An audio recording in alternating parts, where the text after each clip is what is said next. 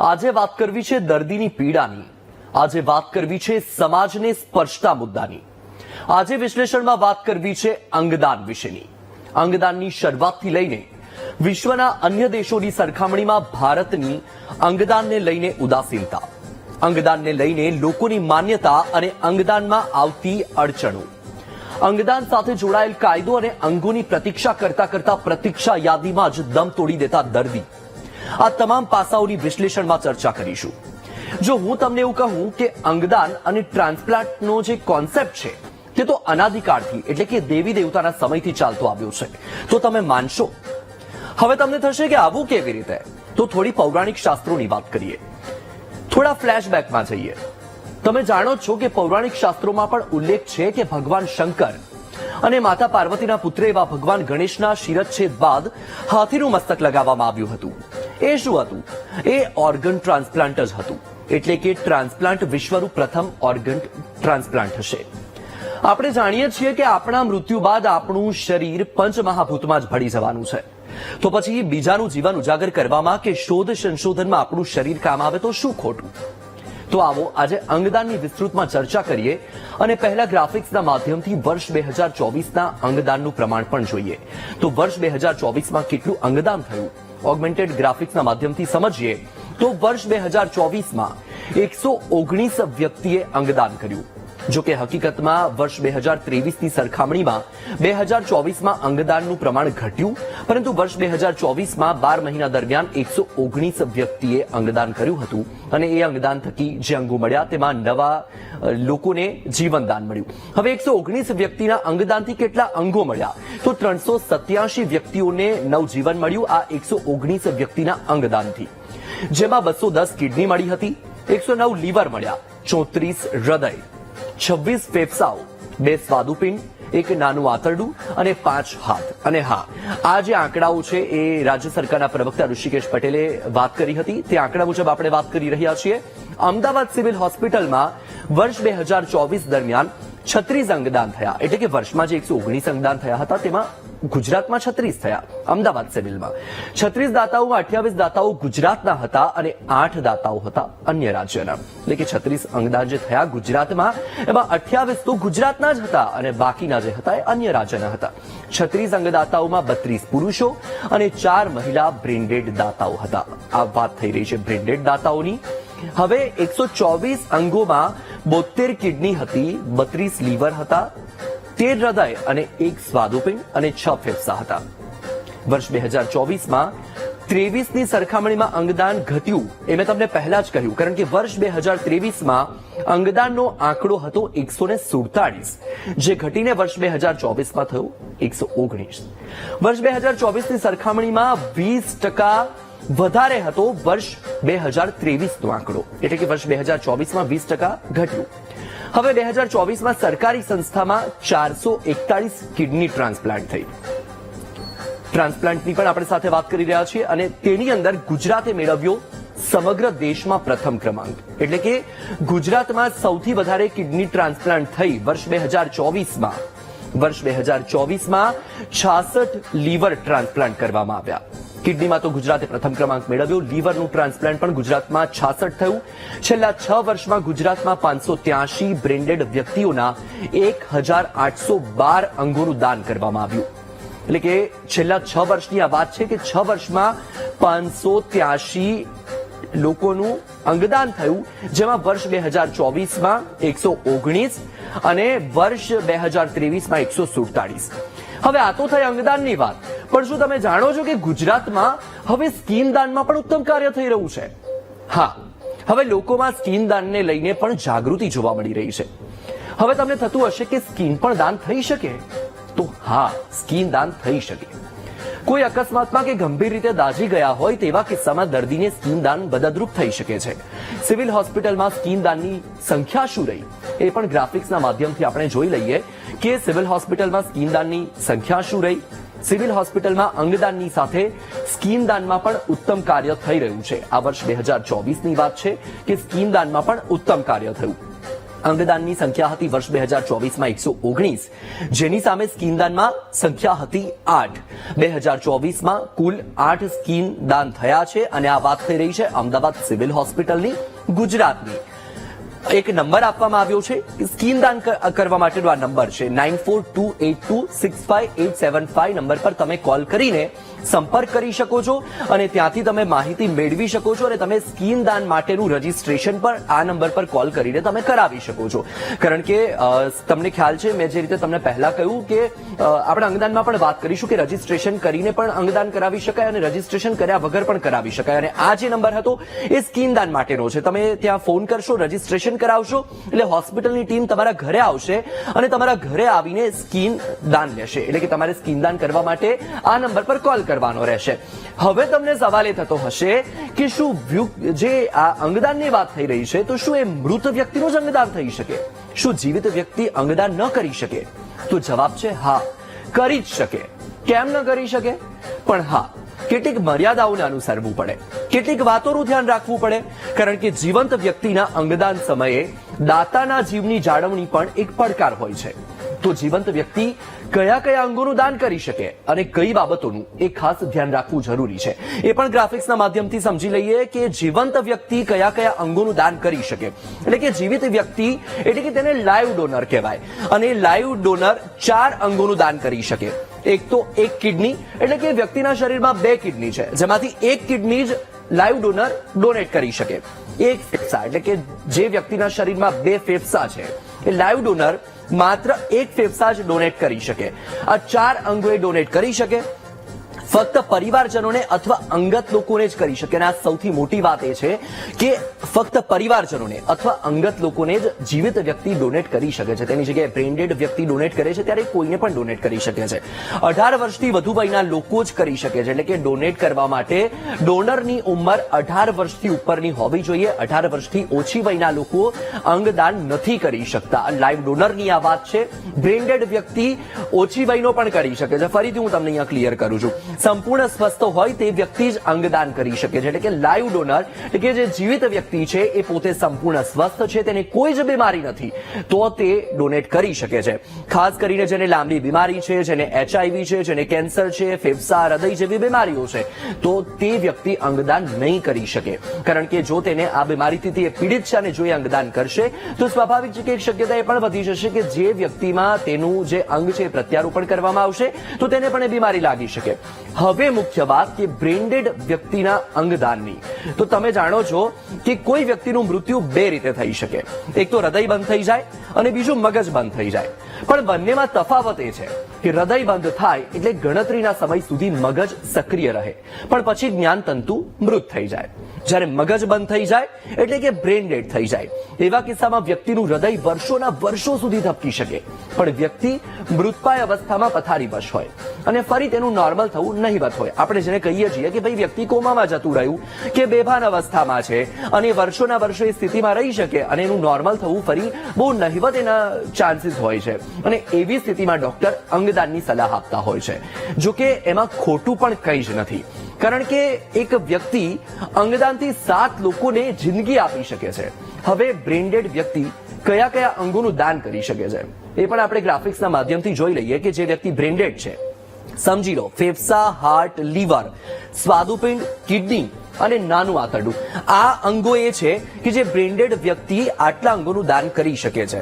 ફેફસા, heart, liver, સ્વાદુપિંડ, kidney અને નાનું આંતરડું. એટલે કે જે વ્યક્તિ બ્રેઇન ડેડ થઈ ગયું છે તેનો પરિવાર નિર્ણય લઈ શકે છે કે ભાઈ એ વ્યક્તિના અંગોનું દાન કરવું છે તો આટલા એ અંગો હતા કે એ વ્યક્તિના અંગોનું દાન કરી શકાય. અચ્છા, શું તમે જાણો છો કે પેશીઓનું પણ દાન કરી શકાય?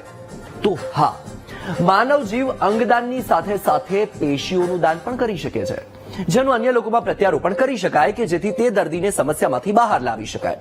તો એ પણ જાણી લઈએ કે એવા કયા કોષો અને પેશીઓ છે કે જેનું દાન અને પ્રત્યારોપણ કરી શકાય. ગ્રાફિક્સના માધ્યમથી પણ સમજીએ તો કોર્નિયા, હાડકા, સ્કીન, હાર્ટવાલ અને નસ. આટલા એ પેશીદાનમાં આટલી વસ્તુઓનો સમાવેશ થાય છે. કોર્નિયા, હાડકા, સ્કીન, હાર્ટવાલ અને નસ આ વસ્તુઓનું પણ દાન કરી શકાય છે. બ્રેન્ડેડ વ્યક્તિઓ આ વસ્તુઓનું પણ દાન કરી શકે છે. અંગદાનની સાથે સાથે પેશીદાન.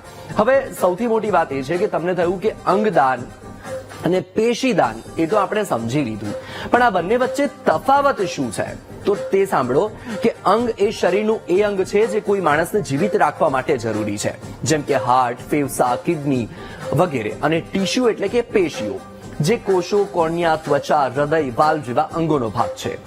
પણ શું તમે જાણો છો કે બ્રેન્ડેડ વ્યક્તિનું અંગદાન નિશ્ચિત સમય મર્યાદામાં કરવું આવશ્યક છે? તો તે પણ સમજી લઈએ કે કેટલી સમય મર્યાદાની અંદર તેનું દાન કરવું જોઈએ.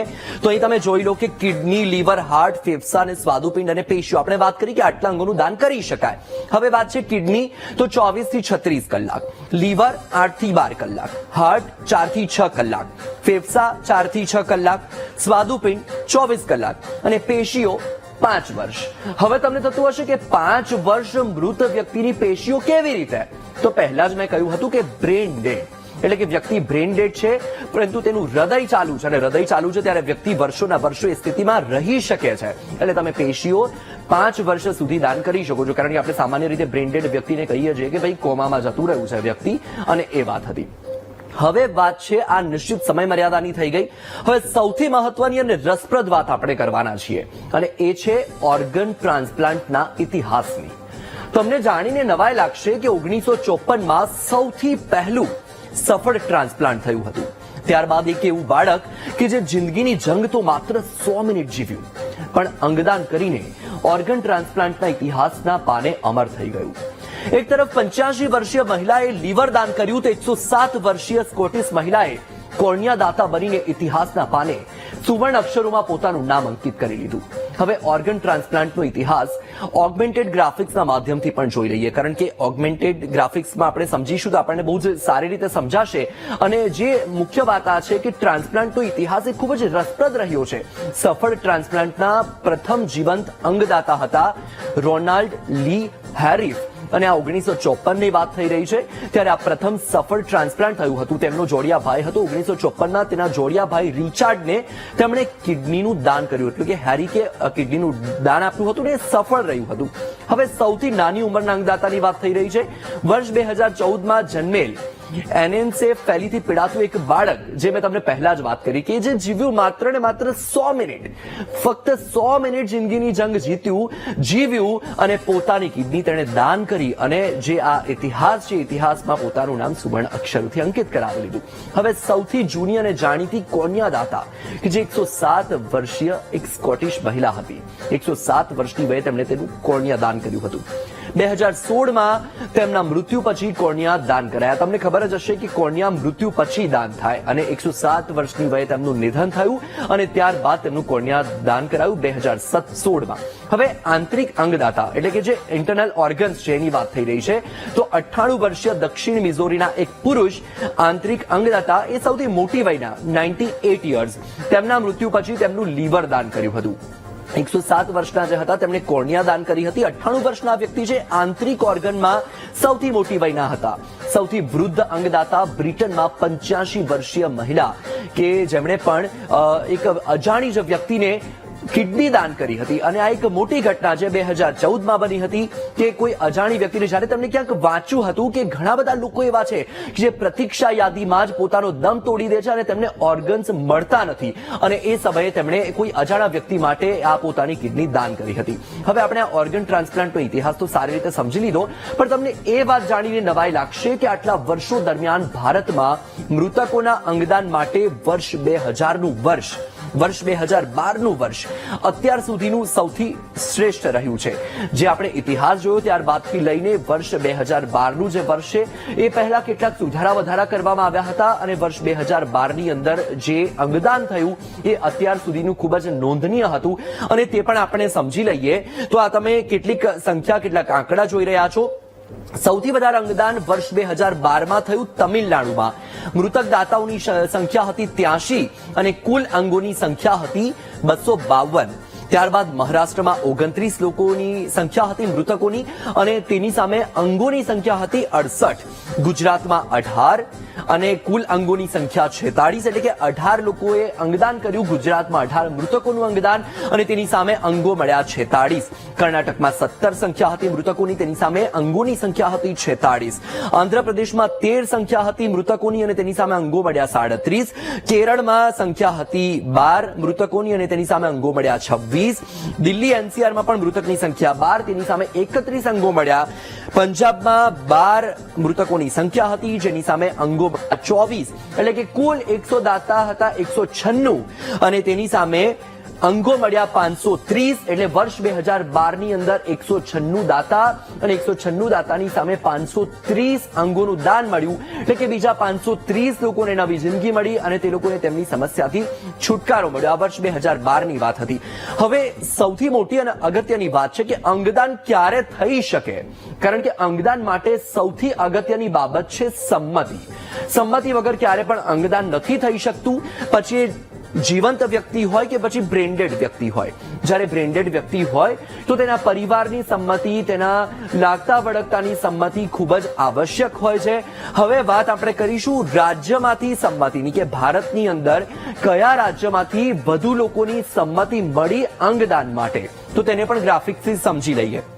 હવે તમે જુઓ કે ભારતની અંદર સૌથી અગ્રેસર છે રાજસ્થાન. આપણે જે આંકડા વાત કરી રહ્યા છે, વર્ષ 2023 નો જે રિપોર્ટ આવ્યો હતો એ રિપોર્ટના અનુસાર આપણે વાત કરી રહ્યા હતા. સૌથી વધારે રાજસ્થાનના આંકડા હતા અને તમે જુઓ કે રાજસ્થાનમાં 35,305 લોકોએ સંમતિ આપી હતી. મહારાષ્ટ્રમાં 25,248 લોકો સંમત થયા. મધ્યપ્રદેશમાં 20,420 લોકો સંમત થયા. કર્ણાટકમાં 19,834, તેલંગાણામાં 11,911, આંધ્રપ્રદેશમાં 4,176.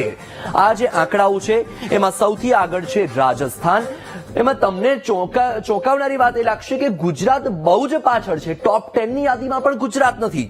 ઉત્તરાખંડમાં 3,398, ઓડિશામાં 2,764, ઉત્તર પ્રદેશમાં 2,782, તમિલનાડુમાં 2,223 અને ગુજરાતમાં 1,936. એટલે કે ગુજરાત બહુ જ પાછળ છે, ટોપ 10 માં પણ નથી. આ વાત થઈ રહી હતી સંમતિની. સૌથી અગ્રેસર છે રાજસ્થાન, મહારાષ્ટ્ર. આ જે રાજ્યો છે ત્યાં અંગદાનને લઈને જાગૃતિ પણ ખૂબ જ જોવા મળી રહી છે અને અંગદાન માટે લોકો સંમત પણ એટલા થઈ રહ્યા છે, કારણ કે સ્વાભાવિક વાત છે, જે રીતે આપણે પહેલા જ વાત કરી કે જ્યારે એક વ્યક્તિ અંગદાન કરે છે તો તે તેની પાછળ અન્ય 7 લોકોને નવી જિંદગી આપે છે. હવે આપણે વાત કરીશું ગુજરાતની જ, કારણ કે ગુજરાત આપણે જોયું કે ટોપ 10 ની યાદીમાં પણ નથી. ગુજરાતમાં સંમતિ ખૂબ ઓછી જોવા મળી રહી છે. તો ગુજરાતના જિલ્લાવાર સમજવું પણ એટલું જ અગત્યનું થઈ જાય છે. મહાનગરોની સ્થિતિ સમજવાની પણ એટલી જ અગત્યની બની જાય છે કે ગુજરાતના કયા જિલ્લામાંથી વધુ સંમતિ મળી, ગુજરાતના કયા જિલ્લા એવા છે કે જે અંગદાન માટે સંમત થઈ રહ્યા છે અને કયા જિલ્લામાં વધારે અંગદાન થયું અને વધારે લોકોની સંમતિ જોવા મળી. તમે જુઓ મહાનગર સુરત, તો સુરતમાં સૌથી વધારે સંમતિ જોવા મળી અંગદાનને લઈને. આ 2023 નો જે રિપોર્ટ આવ્યો હતો વર્ષ 2024માં તે આંકડા છે. સુરતમાં 652 લોકો સંમત થયા, તેની સામે અમદાવાદમાં 205, વડોદરામાં 143, નર્મદામાં 135, ભાવનગરમાં 107 અને બનાસકાંઠામાં 90.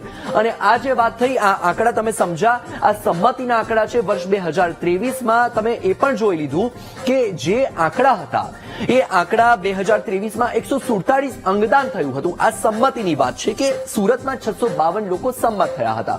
હવે આપણે આગળ પણ અન્ય બાબતો પણ ગ્રાફિક્સથી સમજીશું, પરંતુ આંકડા એ ખૂબ ચોંકાવનારા એટલા માટે હતા કે રાજસ્થાન અને મહારાષ્ટ્ર અગ્રેસર છે, પરંતુ તેની સરખામણીમાં ગુજરાત હજુ પણ ખૂબ જ પાછળ છે.